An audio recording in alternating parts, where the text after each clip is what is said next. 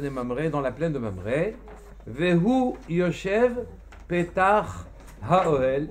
Et lui, Abraham, était assis Petach Haohel, à la porte de la tente, Kechomayom, car il faisait jour.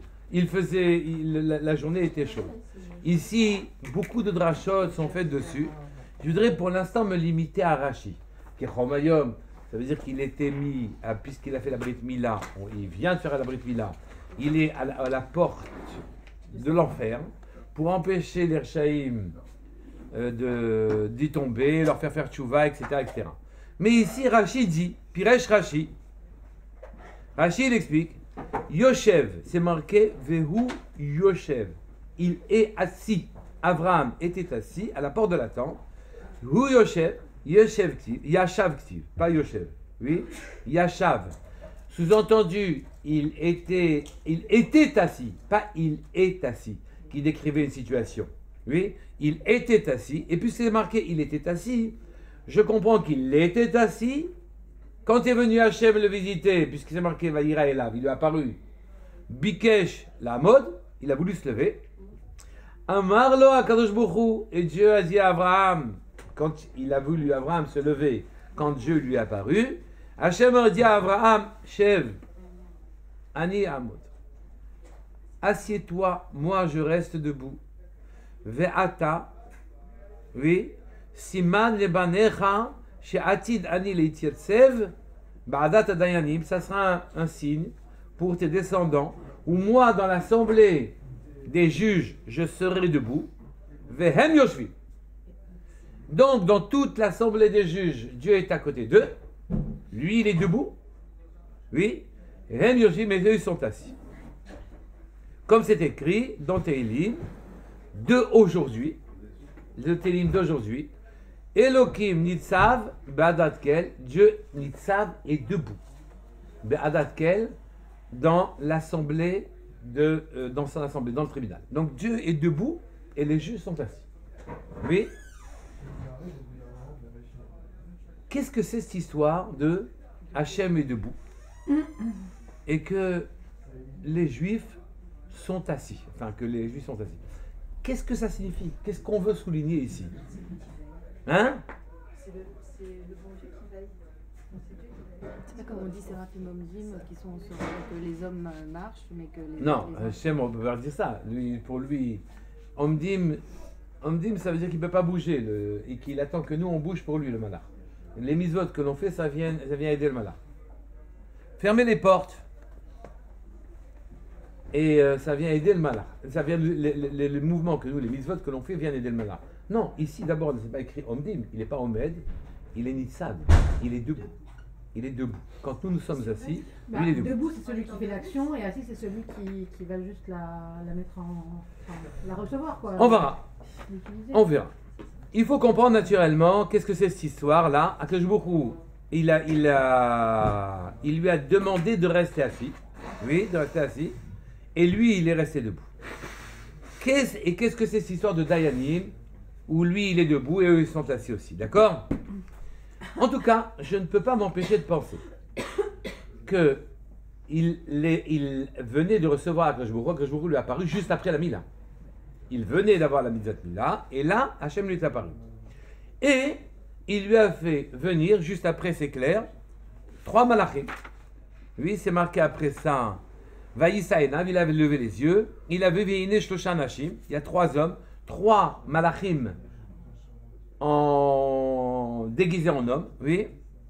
Nitzavim Alab, debout sur lui, et alors il a crié, cette fois-ci, alors qu'un jour lui a demandé de rester assis, il a couru, Vayarot Sekratam, il a couru à leur rencontre, Mi Petahoel depuis la porte de la tente, oui, et il s'est prosterné, il les a obligés à venir manger chez eux.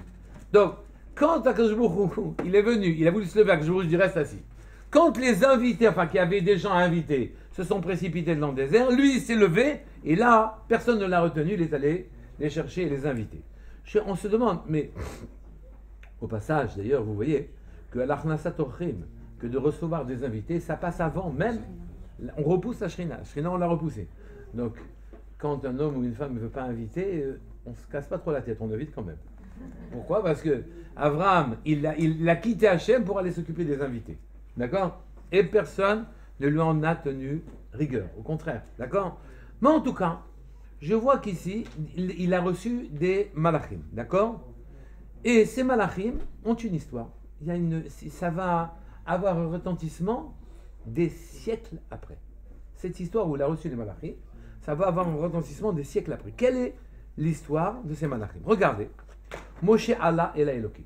Moshe, il est monté au Har Sinaï pour aller chercher la Torah. Moshe Allah et la Elohim. Be'ota sha'a, dès qu'ils l'ont vu monter, les malachim, pour chercher la Torah, Bikshu, ils ont voulu, Malaché Hacharet, les anges de service, Livgoa be Moshe, frapper Moshe, l'empêcher de monter, d'accord? Asabo, Akadosh Baruch Hu, Klastrim Shel Panav, Shel Moshe Domia d'Abraham.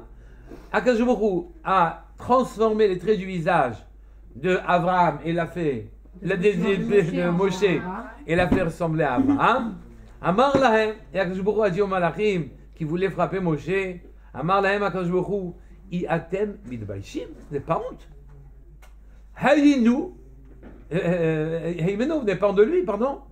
Lozeu, n'était-ce pas celui chez Yaradtem etzo, chez qui vous êtes descendu, Ve'achaltem betor beito, et vous avez mangé chez lui. D'accord? On est en train de recevoir la Torah. Les malachim ne veulent pas entendre parler de donner la Torah à Moshe. Oui. Et des années avant. Oui, des siècles avant. Abraham Avinu avait reçu des malachim. Dit, attends, dis-moi, c'est pas lui qui vous a invité par hasard? Oui. Vous n'avez pas honte? Oui. V'achaltem betor beito, vous avez mangé dans sa maison. Hachem, il a changé les traits de Moshe en Abraham au moment où les anges ont repoussé. Ils voulaient l'attaquer. Ils ont repoussé en tant que Moshe ou ils ont repoussé Abraham en tant qu'Abraham? Non, en tant que Moshe. C'est Moshe qui est monté. Oui, mais il avait l'apparence de qui quand il est monté? Quand de Moshe. Ah, d'accord. Mais non, comment c'est Moshe? Ils ont dit, mais il n'est pas question. Et après, une fois qu'il avait l'apparence d'Abraham, il leur a dit, vous n'avez pas eu honte, regardez qui c'est. D'accord. D'accord. Et donc, ce midrash là, enfin, on le comprend pas. Le midrash rabbin. On ne le comprend pas. D'abord, les malachim, ils mangent. Mais ils n'ont pas besoin de manger, les malachim. Oui. Nous, on a besoin de manger. Quand on vous donne à manger, on vous donne quelque chose. Vous comprenez? Vous rassasiez une faim, un besoin. Oui. Vous rassasiez une faim, un besoin. Vous faites quelque chose, d'accord? Mais les malachim, il leur a pas rendu service. Ils n'ont pas besoin de manger. Quand ils ont mangé, à la limite, c'est eux qui ont rendu service à Abraham. Oui. Et donc, on ne comprend pas ce midrash-là. On comprend aussi ici que le fait que les malachim aient mangé chez Abraham Avinu quand il les a reçus, c'était en rapport direct avec Matan Torah. Donc je vois qu'ici, le fait qu'il les ait reçus est une préparation à Matan Torah. Puisque sans l'invitation d'Abraham qui s'est précipité pour les faire venir manger chez lui, il n'y aurait pas eu d'argument pour Moshe Rabbeinu, et Moshe Rabbeinu n'aurait pas pu recevoir la Torah. Mais on ne comprend pas. En quoi c'est un argument? Ils ont mangé. Qu'est-ce qu'il y a? Ils ont été reçus. Mais ils ont mangé. Écoutez les choses jusqu'au bout. Regardez. Les malachim qui sont venus manger, oui, ils sont des gens de très grande élévation spirituelle. Les malachim, les anges sont très élevés spirituellement. Oui, ils ne savent pas l'intention de manger. Ils ne la connaissent pas. Entendez par intention, par exemple, moi je ne sais pas l'intention de traverser le mur. Oui, en restant dans l'intégrité. Je ne connais pas l'intention de voler. J'arrive pas à voler. Je ne connais pas ces intentions. Par contre, je connais l'intention de manger. Je sais manger, d'accord? J'ai des intentions dans ma vie, je sais travailler dans telle ou telle direction. Kavana, dans telle ou telle direction, j'ai le savoir et ça me permet d'assimiler et d'arriver à un résultat. Moi, je sais quoi faire avec le repas, je sais quoi faire avec un certain nombre de choses, mais les malachim, eux, ils ne savent pas quoi faire avec un repas. Oui. Et donc, Akadosh Baruch Hu leur a dit, regardez, vous avez appris de Moshe Rabbeinu à manger. Quoi? D'Avraham Avinu à manger. Quoi? Vous avez appris d'Avraham Avinu. Avraham Avinu vous a appris à manger, en quelque sorte. la kavana, l'intention de manger que vous n'aviez pas, oui, qui vous l'a fourni? Vous comprenez qu'ici, ce qui compte, c'est pas qu'ils se nourrissent. Ils n'ont pas besoin de manger physiquement. D'accord? Donc, ils se nourrissent en tout cas pas de nourriture terrestre. D'accord? Donc, ici, il ne leur a pas rendu un service en leur fournissant des vitamines A, B, C et D et des calories. Il leur a pas rendu, c'est pas ça le service que Abraham a rendu au Malachim. Non, il leur a appris, ils ne savaient pas manger, ils ne savent pas l'intention de manger, ils ne la connaissent pas. Oui, ils ne connaissent pas l'intention de boire. Et puis, eux, ils ont des intentions très élevées, mais celles-là, ils ne les connaissaient pas. Et ils n'ont jamais travaillé dans la Gashmiyut, dans le monde d'en bas. Ils n'ont pas, de la même manière que nous, on ne sait pas traverser un mur. Eux, ils savent traverser un mur, il n'y a pas de problème pour eux. Ils ne vivent pas dans le même monde que nous, d'accord? Et donc, ici, c'est marqué, à propos des Malachim, quand il les a invités, un peu plus loin dans la paracha, c'est marqué Vehu omed alehem tachat ha'etz vayochlu. Et lui, il était debout, sous l'arbre, et ils ont mangé. Sous-entendu, encore une fois, eux, ils étaient assis. Et qui était debout là? Abraham Avinu. Et donc, ici, je vois que être debout, ça a une fonction d'enseignant. L'enseignant, il est debout. Et les élèves, ils sont assis. Regardez dans une classe, c'est comme ça que ça marche. Yeshiva. Oui, une yeshiva, on est assis. Les élèves sont assis. D'accord? Mais quel est l'intérêt d'apprendre au Malachim la kavana de boire ou de manger? Je vais vous le dire. Continuez tranquillement. Donc Abraham Avinu, lui, il était debout, sous-entendu sous l'arbre, en train de leur apprendre les intentions que l'on doit avoir quand on mange. C'est-à-dire, vous savez que tout ce que l'on fait de manière générale, on ne le fait pas parce qu'on le fait pour l'intention. Tout ce qu'on fait d'une manière générale, manger, boire, parler, c'est pas l'acte lui-même physique qui compte. Ce qui compte, c'est l'intention. Akadosh Baruch Hu veut que je fasse telle et telle chose, et il se nourrit, il se repaît, enfin les malachim font monter nos intentions là-haut. Lui, Akadosh Baruch Hu, il s'en fiche qu'on mange pas une pomme, une poire, ou un sablé, ou un truc comme ça. C'est pas ça le problème. Le problème, c'est pourquoi le gâteau est venu sur ma table, comment il y est venu, et qu'est-ce que j'en fais, la bracha que je fais, mais permet au monde spirituel de se construire au travers d'un acte extrêmement bas apparemment. D'accord? Et donc, Moshe Rabbeinu, grâce à Abraham, a pu répondre aux Malachim. Eux, ils ne savent pas comment servir Hachem dans la matière. Eux, ils sont perclus de matière. Ils connaissent les intentions de service d'Hachem dans la matière. Vous ne les connaissez pas. Et Abraham vous les a apprises. Donc, ce n'est pas qu'Abraham vous a laissé sans... il vous a ouvert un monde que vous ne connaissiez pas. D'accord? Et donc la achila, la shtia, etc., c'est lui qui vous a appris quoi faire. Eux, vous êtes venus en disant, ils sont karoutz, ils sont essentiellement matière. Oui? Ils ne peuvent pas avoir de part à la Torah, ils n'ont rien à voir avec la Torah. La Torah, hein, c'est des mots. Oui? C'est des lettres. C'est des puissances. Oui? Qu'est-ce qu'ils ont à voir, ces gens-là, qui mangent des poires, des pommes? Qu'est-ce que ça a à voir? Qu'est-ce que ça a à voir, ces gens-là? Et il leur a dit, Hachem, n'avez-vous pas honte? N'est-ce pas celui chez lequel, je traduis maintenant, vous avez appris l'intention de manger? N'est-ce pas celui chez lequel vous avez élevé votre niveau en intégrant une nouvelle manière de servir Hachem, d'accord? Puisque lui, il était Omed Alehem, il était lui debout sur eux, devant eux, et eux, ils mangeaient. Donc, il debout et manger, ça veut dire qu'il vous a enseigné l'intention. Vous voyez au passage, oui, que c'était une magnifique réponse. Il leur a enseigné non pas à manger, mais l'intention de manger, ce que l'on fait quand on mange. Et les malachim ne connaissaient pas le traitement de la matière, et la avoda que l'on fait dans la matière, donc ils ont été réceptifs. Quel rapport et en quoi c'est en rapport direct avec la Torah? Il dit, mais la Torah, de la même manière que moi, de la même manière que être debout, c'est enseigner, oui, moi, je serai devant eux, et moi, je leur enseignerai. Oui, j'y vais tout doucement. D'accord? C'est qui? C'est Moshe qui dit ça? Moshe, en quoi c'est une réponse? Moshe, il dit rien. C'est la Non, ça veut Hachem. dire, quand il prend l'apparence d'Abraham, Attends, je vais c'est la expliquer. réponse Il faut que écouter. Moshe il donne au Malachim. Moshe ne donne aucune réponse. Moshe, il a la tête d'Abraham. Et les Malachim n'ont même pas besoin de réponse. Ils ont compris immédiatement de quoi il s'agissait.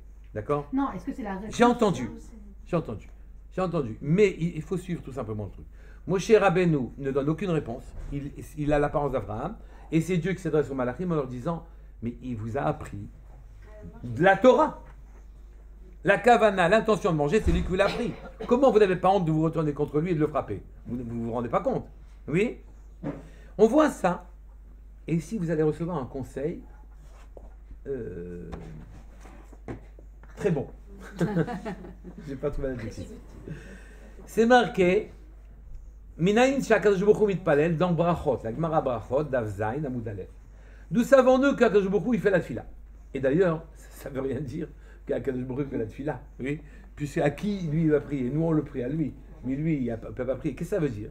Et pourtant c'est marqué Vehaviotim el har kochi, et je vous amènerai donc à montagne sainte, Vesimchatim, et je vous réjouirai bebeit tfilati, dans la maison, ma maison de prière. C'est ma maison de prière. C'est la maison de ma prière. Donc, Akadosh Baruch Hu, il vient, il fait la prière. Mais quelle prière il fait? À quoi ça rime? Oui? Eh bien, c'est pour nous apprendre quelque chose. Que quand nous, on fait la tfila, Akadosh Baruch Hu est à côté de nous. D'une manière générale. Oui? Un conseil incroyable qu'on peut recevoir, oui, qui nous a été donné, c'est de sentir la présence divine, oui, quand on fait la tfila. Je m'explique. J'ai dit qu'être debout, ça signifie enseigner. Mais j'ai pas envisagé l'autre côté. Je parle de l'enseignant qui est debout. J'ai pas parlé des enseignés. Les enseignés, par définition, ce sont des gens pas seulement passifs, mais qui n'ont pas l'aptitude qu'à l'enseignant. L'enseignant va leur apprendre quelque chose. Oui, encore faut-il qu'il soit réceptif. Oui, il y a des choses qu'on ne peut pas faire. On ne peut pas apprendre la Torah. On ne peut pas faire de tfila. On ne peut, vous le savez bien. Oui, ça prend combien de minutes avant que les stries s'envolent? Ça prend combien de minutes avant, etc. Et donc c'est très difficile. Oui, comment voulez-vous vaincre la pesanteur? Ce n'est pas possible. Oui, eh bien sachez que pour que vous puissiez vraiment apprendre de la Torah, que vous puissiez vraiment faire de la tfila, vous ne pouvez pas vous passer de la présence divine à côté de vous. Il faut que vous vous regardiez comme Cheresh, Shoté, Vekatan. Cheresh, Touremue, Shoté, fou, bête, stupide, et fou. Katan, petit.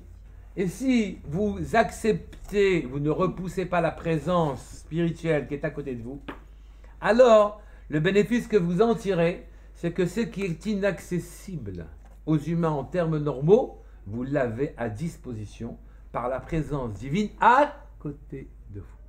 C'est marqué Beit Tefilati. Moi, je veux vous réjouir dans ma maison de prière. Donc je fais la tefila en même temps que vous. Je ne fais pas de la tefila à quelqu'un. Je fais votre tefila. Je l'investis. Je la respire. J'écoute les mots. Je donne de la vigueur à vos lettres. Oui, les lettres, elles valent quelque chose, vous comprenez? Vous prenez un yud, disons, ça brûle. Oui, un vab encore plus. Oui. Bon, le hé, non, c'est plus froid parce que c'est comme une maison, d'accord? Mais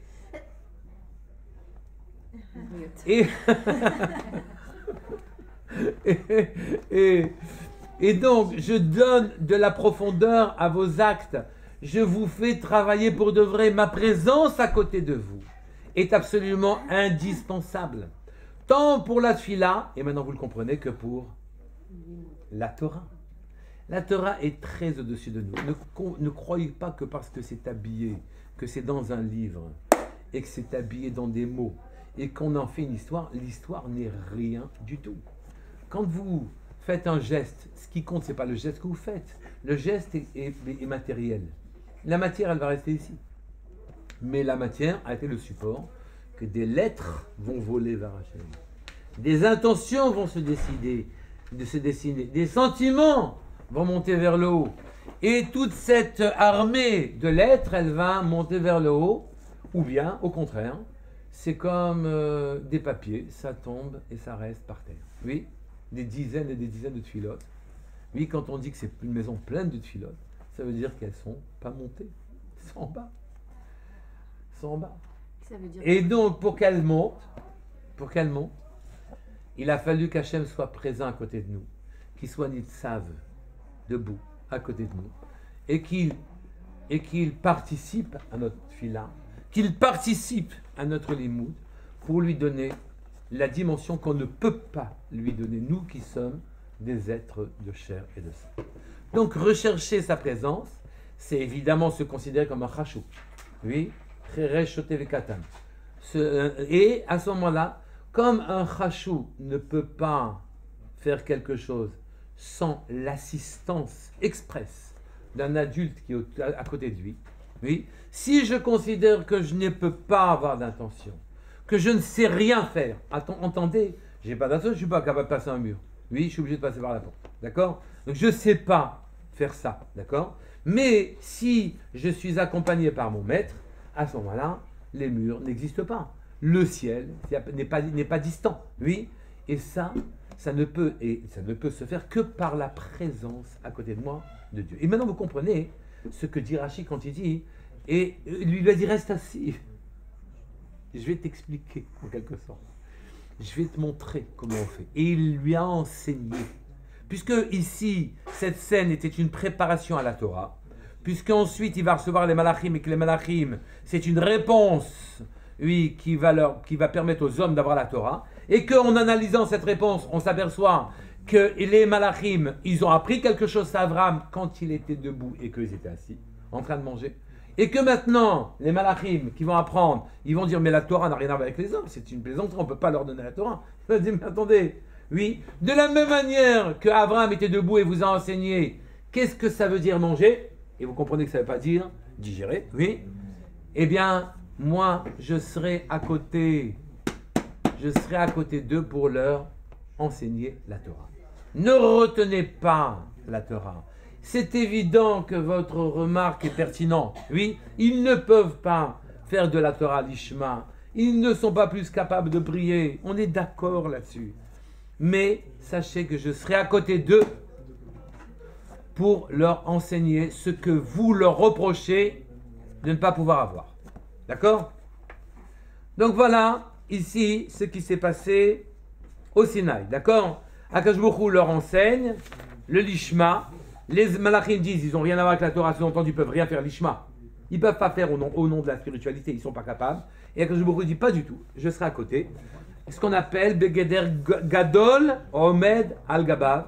Vous savez que beaucoup de choses, un petit fait, et que c'est un acte à de la valeur, à condition qu'un grand soit sur lui. Il peut faire des tzitzit, il y a beaucoup de choses comme ça, et qui seront valables par le seul fait qu'un grand est à côté de lui, et lui enseigne de le faire. D'accord? C'est vrai que sans ça, il ne peut pas faire. De la même manière que vous n'avez pas su comment manger sans qu'il soit à côté de vous pour vous l'enseigner, moi je serai à côté de eux pour leur enseigner. D'accord?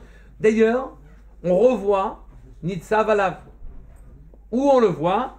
Au moment de Yaakov. Yaakov, il y a 3 votes. Et celui qui est concerné par la Torah, c'est Yaakov. Yaakov, sa mida, c'est Tiferet, magnificence.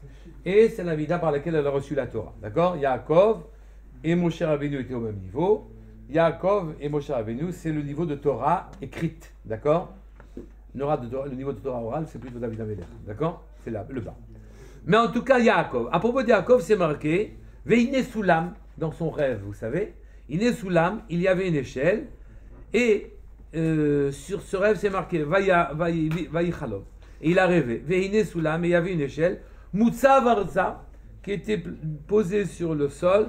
Veroshomag Yahashamaima, et la tête, elle était dans les cieux. Vehine Malach Elokim. Olim et Yordimbo, et les anges divins montaient et descendaient. Veine Hashem, afin, qu'est-ce qu'il y a marqué là-bas? Ine Hashem, Nitzav Alav. Oh, Hashem était debout sur l'échelle. Et donc, encore une fois, c'est vrai que rien ne peut se passer. Si vous croyez que vous allez, par l'exercice de votre volonté, l'exercice de votre intelligence, réaliser votre dimension personnelle, c'est une faute et une erreur dramatique. Il n'est pas possible de vous y réaliser sans le concours d'Hachem. Et c'est vrai que voilà, pour Yaakov, c'est marqué aussi. N'oubliez pas. Vous allez me dire, mais attends, ça n'a rien à voir avec la Torah. C'est bien que c'est vrai que Yaakov, c'est celui qui se rapproche de la Torah, parce que Moshe Rabbeinu est au même niveau, mais ça n'a rien à voir. Mais non, ça a à voir. Sous l'âme, là-bas, c'est écrit sans un vav. Sa mère, Lamed, même. Et sous l'âme, sans un vav, ça fait Sinaï. Même Gematria que Sinaï. Donc au Sinaï, de la même manière que sur le Soulam, Hachem dit ça va là, au Sinaï aussi, Hachem est avec nous. Et donc Hachem est tout le temps avec nous, et Hachem est tout le temps en train de nous indiquer, oui, de nous donner, de donner à notre travail matériel la dimension spirituelle, la dimension profonde. Oui, je ne peux pas avoir de chokhma, oui, sans la présence divine. C'est clair. Vous savez que chokhma, entre parenthèses, c'est koachma. La force du ma. Et qui a dit ma? C'est Moshe Rabbeinu et Malachim Olim et Yordim Bo. C'est Moshe Rabbeinu et Aaron qui montaient et descendaient pour apporter au peuple sa spiritualité. D'accord? Et eux, ils ont dit ma, nachnu ma. Nous sommes quoi? Nous sommes quoi? Oui. Qu'est-ce que vous nous voulez? On est quoi? On n'est rien, sous-entendu. C'est même pas on n'est rien. On est quoi? Oui. Qu'est-ce qu'on est?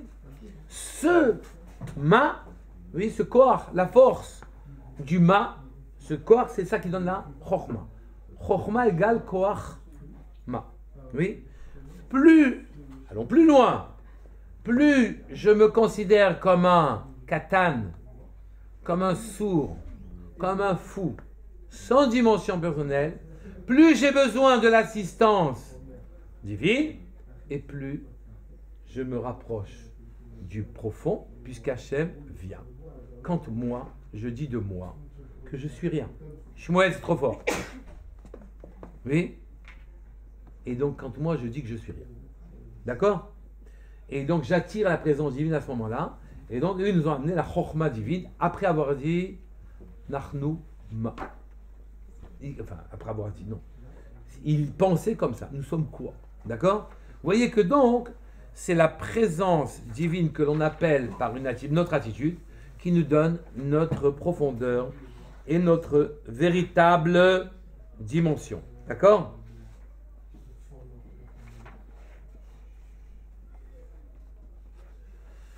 Maintenant, j'en arrive au propos. Juste souligner, avant de commencer la Mida, c'est Fatal Tiftar. On demande à Hachem d'ouvrir notre bouche pour dire la louange. C'est lui qui ouvre la bouche. C'est même pas un geste de nous. C'est Fatal Tiftar. C'est extraordinaire. C'est une belle explication. Hein. Ah, extraordinaire. Et maintenant, je vous ferai remarquer que tout ceci est venu après la Mila.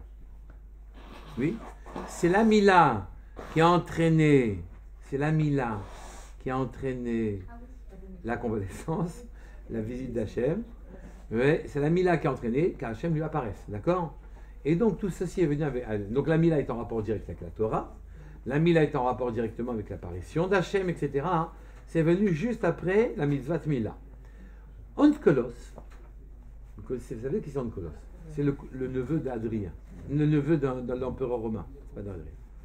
Et Onkelos est parti en Israël chez les Juifs et s'est converti.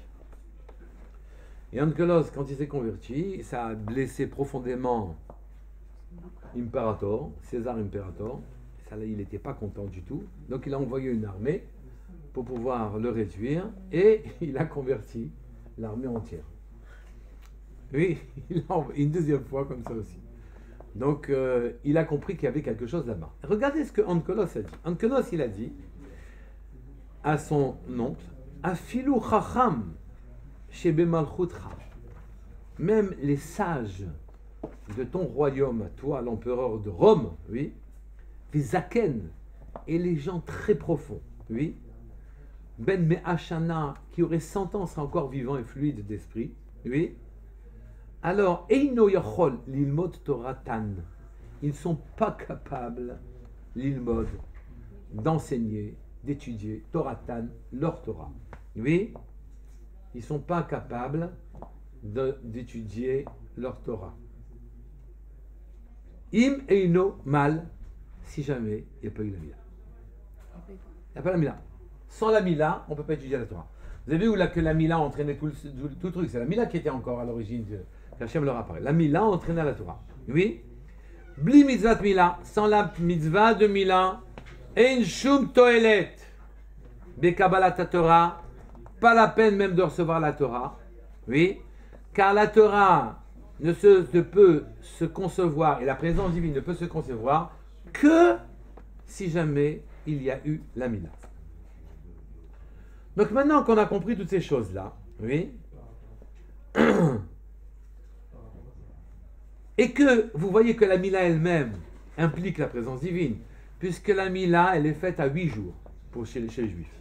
Quand la Mila elle est faite à 8 jours chez les Juifs, elle est faite à un enfant qui n'a aucun date. Il n'a aucune puissance personnelle, rien du tout. Et que l'absence de puissance personnelle, ça permet la présence divine. Et qu'à ce moment-là, la Mila initie un processus dans lequel Dieu se trouve à côté. À côté, il vient nous aider en permanence. La Mila provoque la présence divine. La présence divine, elle permet d'aider et d'accompagner chacun de nos actes pour lui donner sa véritable dimension. D'accord? Et c'est ça qu'on comprend maintenant. Bikesh la mode, il a voulu se lever. Il dit non, reste assis. Tu es un enfant. Enfin, tu n'es pas un enfant, c'est Abraham Avinu. Tu es un gadol chez Begdolim. Mais pour ce qui est du lishma, de la véritable et de la grande profondeur de la Torah, pour ce qui est de ça, merci. Pour ce qui est de ça, oui, il faut moi je reste debout à côté de toi. Et c'est moi qui te fournis le lishma dont tu as besoin dans la tfila. Et c'est moi qui te fournis le lishma dont tu as besoin dans la Torah.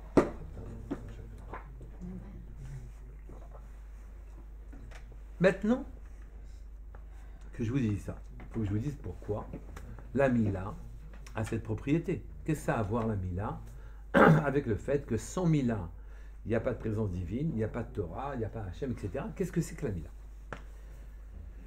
Shabbat, je leur ai lu un Sfat Emet. Oui, un Sfat Emet concernant la Mila. C'est marqué Italer lefanai veyetamim. Oui, va devant moi et soit tu seras intègre. C'est-à-dire, sous-entendu, si tu vas devant moi, tu seras intègre. Naturellement, vous vous souvenez du cours de la semaine dernière, c'est pas la peine que je vous le refasse, oui. Le cours de la semaine dernière, j'ai expliqué très clairement que va devant moi. Oui, lui, Noir, à son propos, c'est écrit avec Dieu, il allait un Noir.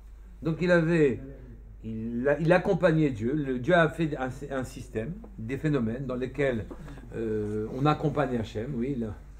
On accompagne avec la pesanteur, on accompagne avec tout. Enfin, on ne fait pas mieux que ça, mais ce que Abraham a fait et a amené de nouveau dans le monde, c'est qu'il a devancé Hachem. Entendez qu'il attendait qu'Hachem lui donne un ordre, c'est-à-dire lui nourrissait son intention, il bandait sa volonté, il voulait faire quelque chose, il est allé en Canaan, il voulait aller en Canaan, il a attendu qu'Hachem lui donne l'ordre.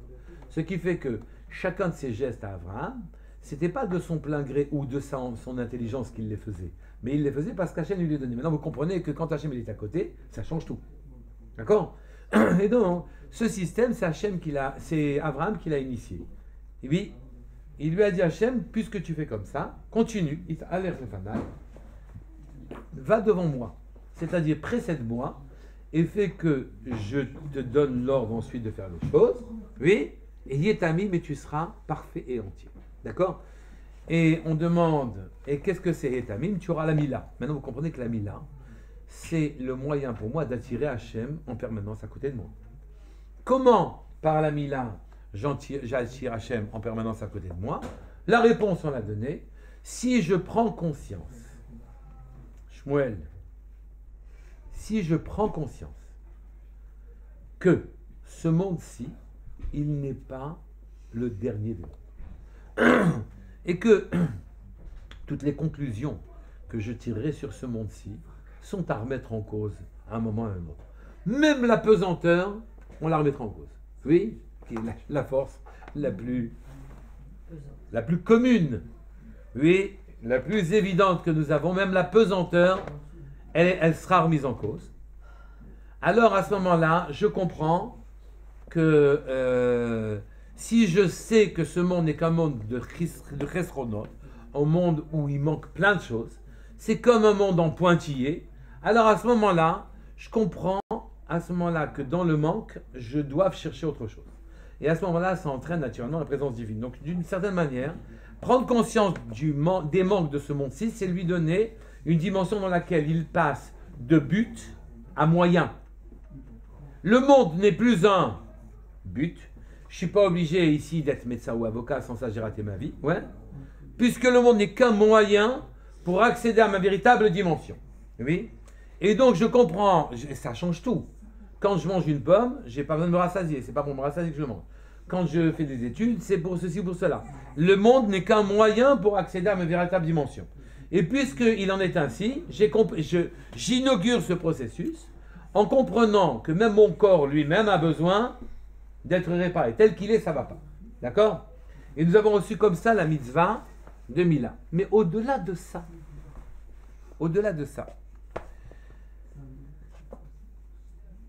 si je puis dire, oui, tout ce que nous vivons sur Terre est en rapport à peu près direct avec la procréation. On a l'immobilier, rapport direct avec la procréation. Les vêtements, rapport direct avec la procréation. On s'habille, on mange, on donne à manger à sa femme, elle vous donne à manger, vous avez un appartement, vous vous mariez, après vous vous disputez, etc. Et vous vous remariez encore avec votre mari, etc. Ainsi de suite.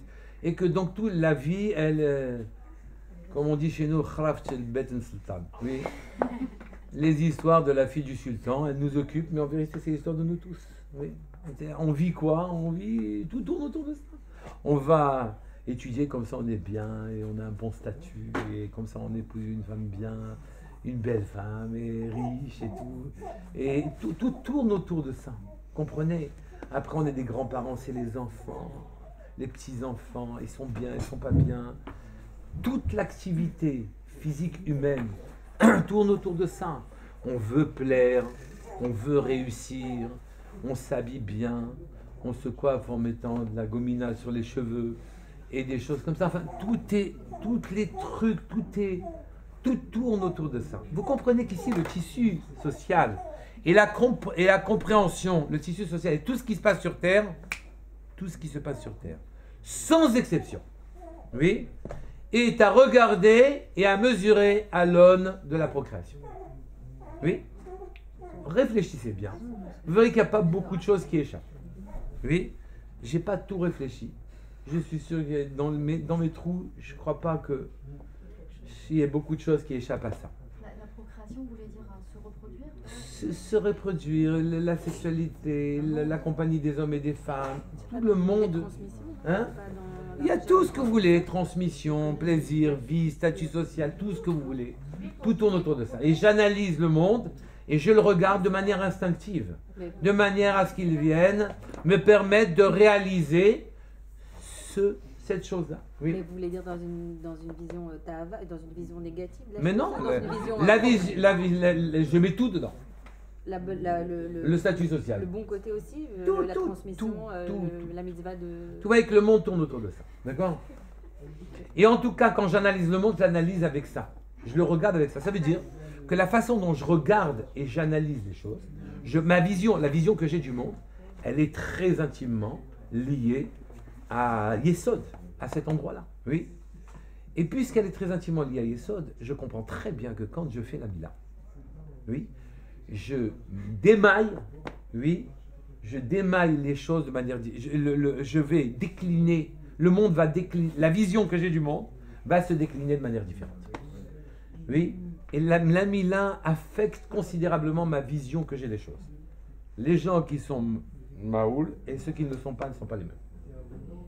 les uns sont bouchés.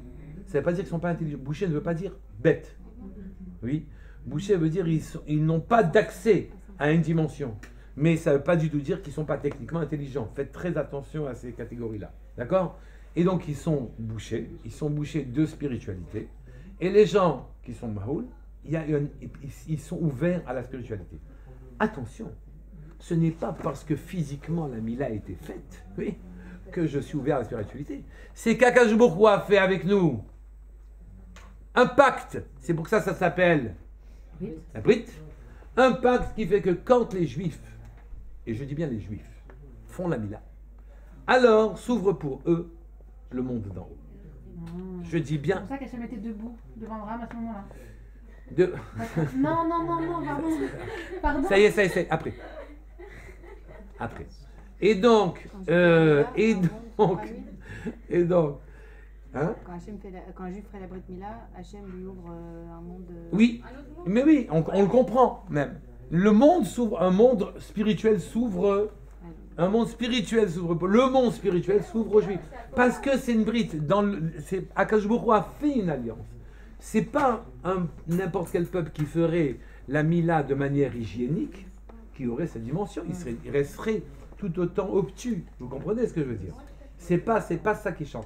Et donc la Mila a cette dimension-là. Et regardez ce que dit le Sfat Emet. Le Sfat Emet dit l'homme agit avec deux forces qui sont en ses mains. Une force qu'on appelle Nefesh, une force qu'on appelle Neshama. Oui. La force qu'on appelle Nefesh, c'est ce qui vous permet d'agir sur Terre. C'est votre force physique, c'est vous pensez avec ça, vous bougez avec ça, vous faites tout ce que toutes vos activités liées au fait que le corps qui est un amas de tissus, de chair, de sang, d'os, etc., il bouge et il avance grâce au fait qu'il était investi, qu'il contienne un nefesh, d'accord? Mais ce nefesh, les goyim l'ont, toutes les créatures vivantes l'ont, d'accord? Mais c'est pas ce nefesh est écrasé sous la pesanteur de la matière. Mais il n'a pas son mot à dire, si je puis dire. Et donc c'est les appétits matériels qui viennent et qui s'imposent. Oui. Je veux du kavod, je veux de l'argent, je veux des plaisirs, je veux etc. Et donc il s'impose et le nefesh fait vivre un corps qui a des appétits, des désirs, des ambitions, qui ne sont pas des ambitions élevées et spirituelles. Et on n'a pas tellement les moyens de lutter contre. Il faut dire les choses telles qu'elles sont, d'accord? Maintenant, les tzadikim s'élèvent et arrivent à casser ces barrières. Mais ces barrières sont très difficiles à casser. Et on éduque nos enfants à les casser, ou à pouvoir prétendre les casser, au moins. D'accord? Et ça, c'est la force que j'ai. Donc, je suis un mariage instable entre un nefesh et une matière. D'accord? Ce mariage instable, je dis parce qu'il ne dure pas très longtemps. Quand il y a des problèmes, le nefesh dit ça a été exagéré et elle veut retourner vers le centre des flammes là-haut, où là-bas elle a une vie plus sereine. D'accord? Après 120 ans. Mais ce mariage instable ne permet pas un accès réel avec la chose. J'ai un deuxième kohar. Un deuxième kohar qui est le kohar de ma neshama. Oui? Ma neshama, il y a autant de distance entre le corps et le nefesh qu'il y a entre le nefesh et la neshama. C'est-à-dire le nefesh est comme un corps pour la neshama. La neshama n'est pas dans le corps. La neshama, elle est au-dessus du corps. Elle est chofefet, elle le couvre, elle est au-dessus de lui. On n'y a pas accès. Il n'y a pas d'accès. Et ma force spirituelle, vous vous souvenez quand je vous ai fait un fartora là-dessus, et je vous ai dit on a deux identités, une identité matérielle, une identité spirituelle. Mon identité matérielle, c'est j'aime le chocolat, j'aime le poisson pané, j'aime ceci, j'aime cela, j'aime telle ou telle odeur, etc. Et l'odeur me guide vers ça, je veux être médecin, je veux être avocat, etc. C'est mon identité matérielle. J'ai une identité spirituelle, c'est j'aime les télim, j'aime la Torah, j'aime la grandeur, j'aime la profondeur, etc. Et avec mon sechel entre les deux, que j'appellerai Ruach, oui, avec mon sechel, je bascule soit dans mon identité matérielle, soit dans mon identité spirituelle. Vous vous souvenez quand je vous avais dit ça? Oui. Eh bien, je n'ai pas facilement la disposition de ma neshama, qui est mon identité spirituelle. Je ne l'ai pas. C'est pour ça que vous retombez lourdement sur le sol, oui, comme Bambi, le fan. Il retombe les 4 pieds écartés. Et donc on n'arrive pas. On n'arrive pas à s'élever. Voilà. On est écrasé. C'est pas qu'on veut pas. On veut. Justement, grâce à l'aide c'est pas qu'on ne veut pas. Oui, bien sûr. On y accède. Et je n'ai pas d'accès à ma neshama. La Mila. La Mila me donne accès à la neshama. C'est la Mila qui m'ouvre la possibilité, la porte de la neshama. Sans la Mila, je n'ai pas d'accès à la neshama. Je n'ai pas d'accès. Et sans la Mila, je n'ai pas d'accès à la neshama. Et on est zoché de la profondeur de la neshama qu'avec la Mila.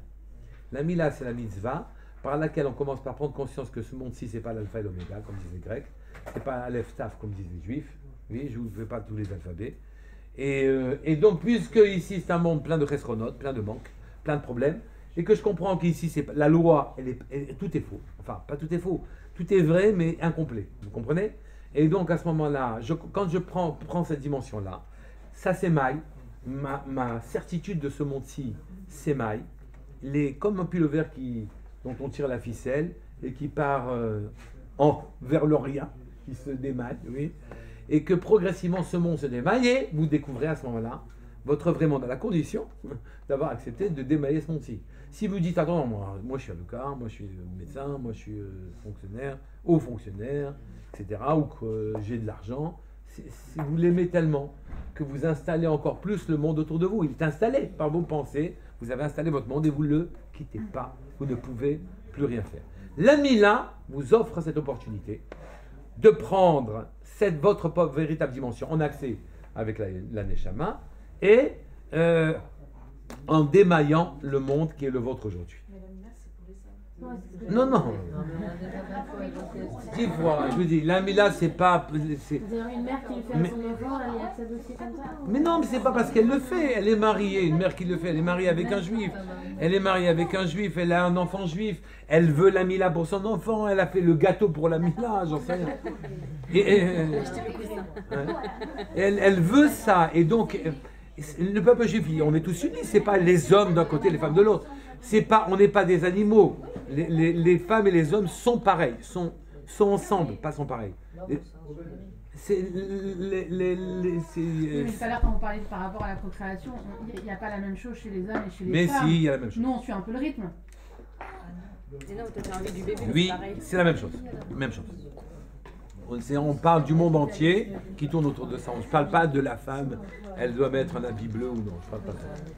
Le monde entier tourne autour de ça. Et quand la Mila vient, on affecte, on démaille le monde entier. Mais est-ce que la Mila, c'est par la prise de conscience d'un manque qui fait que... En quoi la Brit Mila, elle amène cette... Non. D'après ce que je viens de vous dire, je dois amener une précision, c'est vrai. Je dois amener une précision. La Mila est faite à 8 jours. Oui. C'est pas le père qui fait la mitzvah Mila. C'est le bébé qui est rentré dans le monde. Keshem Shenirnas la Brit, Ken Nekanes et Torah, ça veut dire que je fais rentrer un chachou, je fais rentrer un enfant sans aucun da'at dans la Mila. Et alors même qu'il n'a pas de da'at, il intègre la notion que Dieu, quand il t'accompagne, Hachem, quand il t'accompagne, c'est lui qui fait. Et donc ça a été fait comme ça. Oui, la Mila, elle inscrit chez toi que ta dimension spirituelle, elle t'accompagne et tu vas l'avoir car Hachem il est avec toi. C'est à 8 jours. À 8 jours, surtout avant qu'on commence à avoir du date. Et qu'on dise, attends, excuse-moi Hachem, moi je pense que je suis médecin, avocat, ou mon fils il est médecin ou avocat. Et donc, avant qu'on en arrive à cette vision d'existence où le monde ici c'est ça, le vrai, alors on reçoit la Mila, on reçoit l'idée qu'Hachem accompagne notre mouvement spirituel de manière générale et que sans lui, et c'est la deuxième chose que je voulais surtout vous enseigner, il n'y a rien de possible. Vous ne pouvez pas prétendre à quoi que ce soit. Il faut qu'il vous accompagne pour que vous preniez votre propre dimension. Et il est là, tant que vous vous considérez comme un katan. Oui? Si vous êtes déjà un adulte parce que vous êtes médecin ou avocat ou chirurgien, ben c'est fini. Il me dit que tu sais, tu veux débrouiller tout seul, ben vas-y. On va voir. On peut être aussi médecin tout en vivant. On peut être médecin que si on a acquis cette dimension. Sinon, si on croit que c'est nous On est qui... juste un technicien. Ouais, sinon on est un technicien. Vous savez, l'association... C'est que les grands médecins, le plus grand des médecins, il a le malach Havel sur son épaule gauche. Yabba. Droite. excusez-moi. Malach Hamavet. Ah oui. Mais non, malach Havel. Ah, Raphaël. Malach Havel sur son épaule droite, le plus grand des médecins. Raphaël. Et il n'a même pas besoin de soigner. Il vient, il s'approche et c'est Raphaël qui soigne. C'est malach Havel qui soigne. Vous savez, l'association... Et donc les médecins, ce sont des gens qui ont des acquaintances, qui ont une protexia de ce malach. C'est d'une manière générale. Sinon, ils ne sont pas médecins. C'est bien d'appeler son fils Raphaël. alors. Ça, il sera Si, médecin. comme ça, il sera médecin. Regardez, mon père s'appelle Raphaël, il y a 4 médecins chez les enfants. C'est pas... Voilà. Ouais. En tout cas, c'est cette dimension-là que je vous accompagne de mouvement. Vous savez, le Rav Kadosh qui fait les Brit Mila. Oh, j'espère que Vous savez, le Rav Kadosh qui fait les Brit Mila. On a été plusieurs fois et mon mari a été plusieurs fois. Et c'est des personnes de 30, 40 ans qui viennent de milieux hyper assimilés, qui sont des juifs, qui n'ont jamais fait la Brit Mila. Vous les voyez dans leur témoignage, ils le disaient bien, ils avaient un manque en eux. Et le jour où ils ont fait la Brit Mila, donc tout le monde on allait à la Sénégal, Oui, c'est ils des... avaient un manque en eux, ils étaient pourtant assimilés, ils étaient juifs, ils savaient seulement qu'ils étaient juifs. C'est quelque chose, on les voyait, ils pleuraient, ils disaient, je sais plus que je remets aujourd'hui. Oui, ce sont des témoignages intéressants parce que nous, on ne peut pas témoigner de ça. On peut pas témoigner. Ils ont au moins, ils ont perdu beaucoup de choses entre temps, mais ils ont au moins la conscience de cette chose-là. Voilà pour ce qui est de la Mila. Je voulais vous faire autre chose, mais je ne vais même pas le commencer. Je ne vais même pas le commencer. Il y a quelque chose de magnifique, mais je ne vais même pas le commencer parce que Vous nous mettez je vous le laisse pour la semaine prochaine. Si on ne fait pas Télim la semaine prochaine, je finirai le Télim, je vous ferai la semaine prochaine. Il est 11h30. C'était quoi? Ah bah non, c'est encore pire ça. C'est comment les Avot, elles ont eu la bracha. La semaine prochaine. Vous croyez qu'on n'a rien fait aujourd'hui? Mais comment Vous croyez qu'on n'a rien fait dans vous ce qu'on a dit? concrètement l'aide d'Hachem, ça veut dire que quand vous priez, forcément Rachou. vous recherchez la présence d'Hachem. Rachou.